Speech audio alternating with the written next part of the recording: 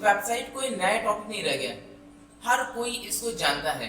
तो ये वेबसाइट होता क्या है, वेब डेवलपमेंट क्या होता है, कितने टाइप की वेबसाइट होती है, इसके बारे में हम लोग जानने वाले हैं। और साथ ही साथ ये भी जानेंगे कि वेबसाइट बनाने में कौन कौन सी लैंग्वेजेस का यूज किया जाता है। तो चलिए देखते हैं एक साइड से। तो सबसे पहले शुरुआत करेंगे वेबसाइट से। वेबसाइट ऑनलाइन एक ऐसा प्लेस है जहां पे किसी भी ऑर्गेनाइजेशन की इंफॉर्मेशन स्टोर है और उसको www यानी वर्ल्ड वाइड वेब पे एक्सेस किया जा सकता है, वेबसाइट कहलाता है। तो ये तो बात हो गई वेबसाइट की। अब वेबसाइट डेवलपमेंट क्या होता है? देखिए, वेबसाइट को बनाना किसी भी लैंग्वेज से बनाए, बहुत सारी लैंग्वेजेस को बनाने के लिए वेबसाइट को क्रिएट करना, उसको ऑनलाइन पब्लिश करना, ये कहलाता है वेबसाइट डेवलपमेंट। तो वेबसाइट की बात हो गई, वेबसाइट डेवलपमेंट की हो गई। अब देख लेते हैं इसके बाद में वेबसाइट होती कितने टाइप की हैं। देखिए, जो मेनली वेबसाइट होती है वो 2 टाइप की मिलेंगी आपको। इसमें भी और भी टाइप निकल कर आएंगे, अभी मैं उसको बताने वाला हूँ। तो कौन कौन सी? एक तो आपकी स्टैटिक वेबसाइट, सेकंड आपकी डायनेमिक वेबसाइट। स्टैटिक और डायनेमिक 2 तरह की वेबसाइट आपकी होती हैं और इनको समझना बहुत ही आसान है। कैसे? डायनेमिक वेबसाइट वो वेबसाइट होती है जिसपे इंफॉर्मेशन या फिर उसका जो लेआउट है, जो उसका डिजाइन है, वो चेंज होता रहता है रिक्वेस्ट के अकॉर्डिंग। यानी यूजर जैसा होगा उसके अकॉर्डिंग इंफॉर्मेशन बदलती रहेगी, चेंज होती रहेगी। एग्जाम्पल तौर पे जैसे फेसबुक हो गया या फिर यूट्यूब इसका एग्जाम्पल हो गया, ट्विटर इसका एग्जाम्पल हो गया। इसमें क्या होगा, इंफॉर्मेशन देखिए बदलती रहती, चेंज होती रहती। एंड जो स्टैटिक वेबसाइट है उसमें क्या होता है, इंफॉर्मेशन चेंज नहीं होती है। हाँ, वो अलग बात है कि जो पर्सन कोडिंग कर रहा है वो कोडिंग करके इंफॉर्मेशन अगर चेंज कर रहा है तभी चेंज होगी, बट ऑटोमेटिक तरीके से इंफॉर्मेशन चेंज नहीं होती है। तो ये तो हो गया बात डायनेमिक और स्टैटिक वेबसाइट की। अब 2 तरह की वेबसाइट और भी देख लेंगे हम लोग। कौन कौन सी? रिस्पॉन्सिव और नॉन रिस्पॉन्सिव वेबसाइट। रिस्पॉन्सिव और non responsive website. Responsive website वो वेबसाइट होती है जो स्क्रीन के अकॉर्डिंग, यानी डिवाइस की जैसी स्क्रीन होगी। देखिए, स्मार्टफोन की काफी छोटी स्क्रीन होती है, लैपटॉप एंड डेस्कटॉप की स्क्रीन बड़ी होती है।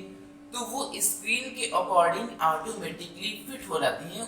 और उसमें ऐसा नहीं कि स्क्रीन अगर छोटी हुई तो उसको जूम करके देखना पड़ेगा साफ साफ देखने के लिए, ऐसा कुछ नहीं। तो जो आपकी रिस्पॉन्सिव वेबसाइट होती है वो स्क्रीन की विड्थ के अकॉर्डिंग जैसे स्क्रीन का साइज होगा उसके हिसाब से ऑटोमेटिक फिट हो रहेंगे उसमें, ठीक है, और बिल्कुल ही क्लियरली दिखाई देंगे आपको। एंड जो नॉन रिस्पॉन्सिव वेबसाइट होती है उसमें ऐसा कुछ नहीं होता, वो स्क्रीन के अकॉर्डिंग फिट नहीं होती। यानी कि रिस्पॉन्सिव वेबसाइट हमारी ज्यादा बेटर होती। तो आजकल की जो जमाना है वो रिस्पॉन्सिव वेबसाइट का है। हर कोई चाहता है कि हमारी वेबसाइट ऐसी होनी चाहिए जो स्क्रीन के अकॉर्डिंग फिट हो सके। तो अभी हम लोगों ने बात की वेबसाइट क्या होता है, वेबसाइट डेवलपमेंट क्या होता है, वेबसाइट के टाइप हो गए। एंड इसमें फिर और भी बहुत सारे टाइप जुड़ते जाते हैं। वो डिपेंड करता है कि किसका कैसा ऑर्गेनाइजेशन है, कैसा बिजनेस है, उसके अकॉर्डिंग। जैसे आपकी ई कॉमर्स वेबसाइट हो गई, फिर या फिर सोशल नेटवर्किंग टाइप की वेबसाइट हो गई। वो डिपेंड करता है कि आप कैसी वेबसाइट बनाते हैं, उसको कैसे डेवलप करते हैं। ओके, अब हम जानेंगे कि वेबसाइट बनाने में कौन कौन सी भाषाएं यूज की जाती है, लैंग्वेजेस का यूज किया जाता है। देखिए, अगर हम बात करें वेब डिजाइनिंग लैंग्वेजेस क्या होती है, वो सारी लैंग्वेजेस जो वेबसाइट को बनाने में, डेवलप करने में यूज की जाती है, वेबसाइट डिजाइनिंग लैंग्वेज या फिर वेब डेवलपमेंट लैंग्वेज कहा जाता है उनको। तो देखते हैं कि वेबसाइट बनाने में कौन कौन सी लैंग्वेजेस का यूज किया जाता है। तो अगर आप एक अच्छे वेब डेवलपर बनना चाहते हैं तो कम से कम आपको इन भाषाओं का ज्ञान होना जरूरी है। कौन कौन सी? नंबर 1 पे HTML and CSS, JavaScript, PHP और SQL। एटलीस्ट इतनी लैंग्वेजेस आपको आनी ही चाहिए अगर आप एक अच्छे वेब डेवलपर बनना चाहते हैं। तो चलिए शुरुआत करते हैं सबसे पहले HTML से। HTML देखिए क्या करता है, HTML वेबसाइट का स्ट्रक्चर बनाता है कि वेबसाइट में कौन कौन सी चीजें होनी चाहिए। जैसे इमेज होनी चाहिए कि नहीं होनी चाहिए, हेडिंग होनी चाहिए, पैराग्राफ होना चाहिए। इस तरह से हमारी वेबसाइट में क्या क्या होगा, इसको HTML से हम लोग कोड करते हैं। ओके, ये तो बात हो गई HTML की। HTML क्या करेगा, स्ट्रक्चर बना के रख देगा। और कुछ पहले से ही फॉर्मेटिंग, उसकी प्री डिफाइंड फॉर्मेटिंग है, तो उसके अकॉर्डिंग वहां पे कंटेंट दिखाई देगा। अगर आप फॉर्मेटिंग चेंज करना चाहते हैं तो इसके लिए लैंग्वेज है CSS। कौन सी? CSS यानी cascading style sheet. Cascading style sheet इसका फुल फॉर्म होता है। तो CSS क्या करता है, CSS एक्चुअली वेबसाइट का डिजाइन चेंज करता है, उसकी अपीयरेंस को चेंज करता है।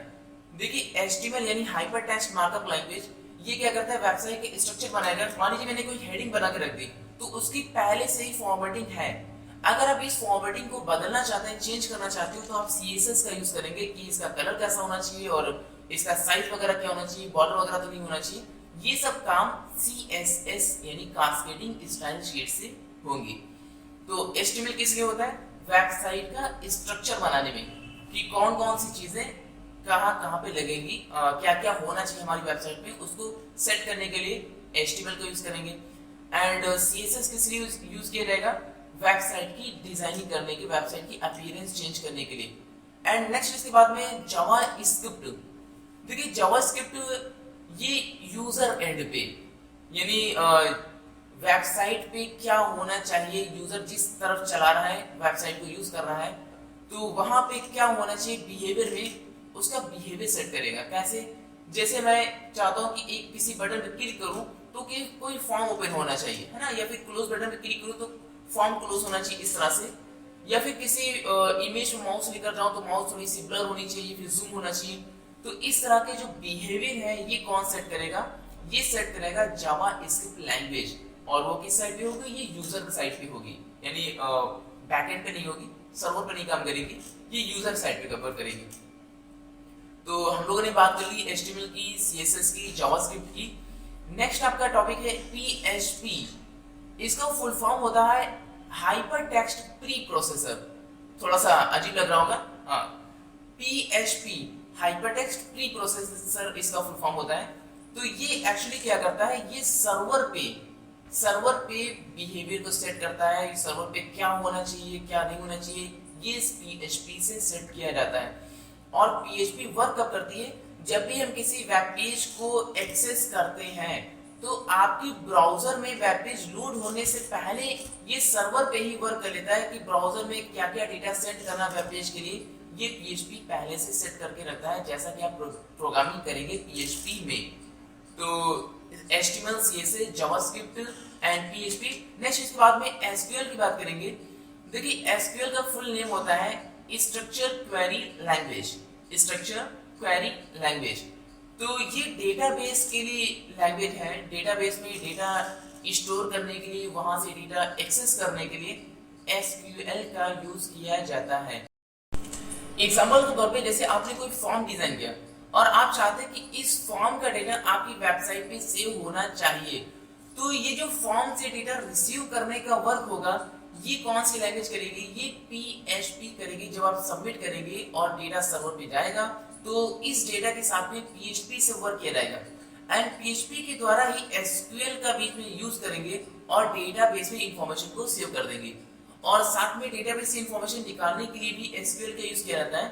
तो PHP और SQL दोनों को एक्चुअली साथ में मिलाकर डेटाबेस के साथ में वर्क करते हैं।